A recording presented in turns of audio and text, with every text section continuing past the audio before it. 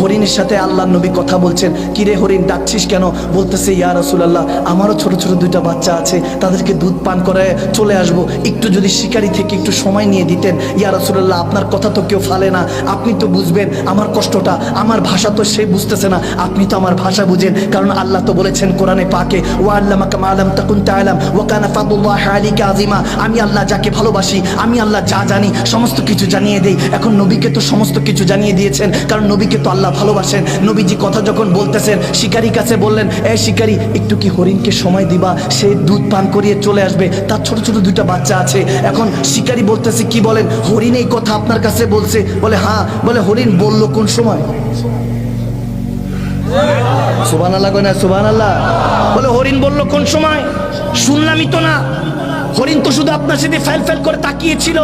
আমার নবী বলে, তোর কলব এখন মুর্দা, এই জন্য তুই কিছু শুনবি না। যদি ইমানের নূর দিয়ে জিন্দা হতো, তাহলে হরিণের কথাও তুই শুনতে পাইতি। তুই হরিণের কথা, এমনকি জাররা জাররা যে আল্লাহর জিকিরে আছে, সেটাও শুনতে পাইতি। তখন শিকারী বলতেছে, এত কিছু বুঝবো না, হরিণকে ছাড়া যাবে না, এটা কোনো সম্ভব না। একবার যদি খাঁচা থেকে চলে যায়, সেই শিকার কি আর ফিরে আসে? আমার নবী বলতেছে, কি করব কি করব? হরিণ বলতেছে, ইয়া রাসূলুল্লাহ, আমার ছোট ছোট দুইটা বাচ্চা, আমি মা সহ্য করতে পারবো না, আমি চলে আসবো, ওয়াদা করলাম আকা, একবার আমাকে ব্যবস্থা করে দেন, একটু ব্যবস্থা করে দেন। এখন হরিণদের এই অবস্থা দেখে আমার নবী চিন্তা করতেছেন, আমি তো রাহমাতুল আলামিন, ওই শিকারীর জন্য রহমত, এই হরিণের জন্য রহমত, আল্লাহ আমাকে বানিয়েছেন, কাঠটা রেখে কাঠটা কি করি? এখন হঠাৎ করে রাসূল ডিসিশন নিলেন, এই শিকারী, এক কাজ কর, হরিণকে যেতে দে, আমি নবী মুস্তাফাকে আটকে রাখ, আজকে আমাকে আটকে রাখ। শিকারী হঠাৎ করে লোভে পড়ে গেল, চিন্তা করলো হরিণ বিক্রি করলে আর কত টাকা পাবো, নবী মুস্তাফাকে যদি বাজারে উঠাই, অনেক সাহাবা আছে, কোটি কোটি টাকা তাদের আছে, ওই সাহাবারা আমার নবী অর্থাৎ আমাদের দয়াল নবীকে,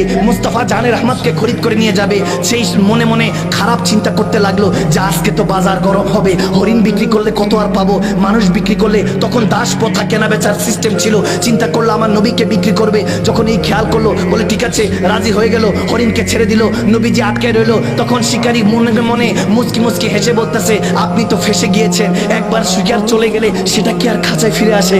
আজকে তো আপনাকে চড়া দামে বিক্রি করব।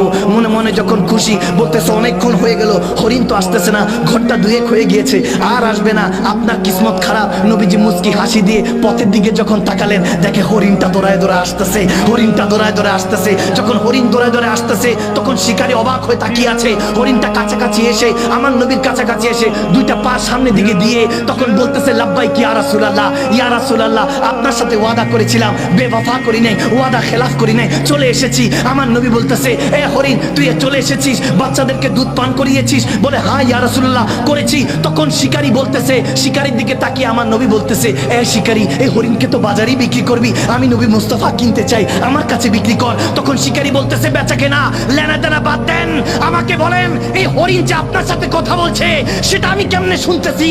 তখন আমার নবী বলে, কিছুক্ষণ আগে তোর দিলটা মুর্দা ছিল, এখন আমি নবী মুস্তাফার প্রেমে পড়েছিস, এখন তোর কলবটা আল্লাহ জিন্দা করে দিয়েছে, এখন তুই মাখলুকাতের কথা শুনবি, এখন হরিণের কথাও শুনবি।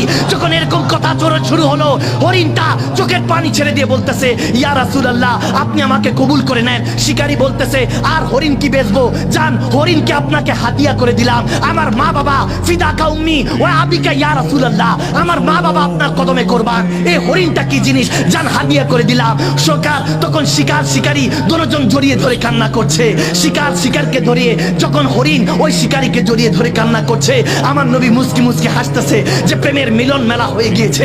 এখন শিকারী বলতেছে, ও গো রাসূল, আপনাকে চিনতে পারি নাই, আমাকে ক্ষমা করেন। এখন শিকারী আমার নবীর কদমে পড়ে তখন চোখের পানি ছেড়ে দিয়ে বলতেছে, আমাকে কলমা পড়ার নূরের সেই দাওয়াতটা দেন, আমি সেই এক আল্লাহ হতে চাই, আমাকে সেই কালমার দাওয়াতটা দেন। যখন নবী কালমা পড়িয়ে দিলেন, এখন কালমা পড়িয়ে সেই কাফের থেকে সাহাবী হওয়ার পর হয়তোবা তার মুখ দিয়ে বের হচ্ছিল, ये नाज ये अंदाज हमारे नहीं होते, अगर झोली में टुकड़े मुस्तफा तुम्हारे नहीं होते, मिलती हुजूर नाप के दर से भी इस मंगतों के यहाँ गुजार नहीं होते।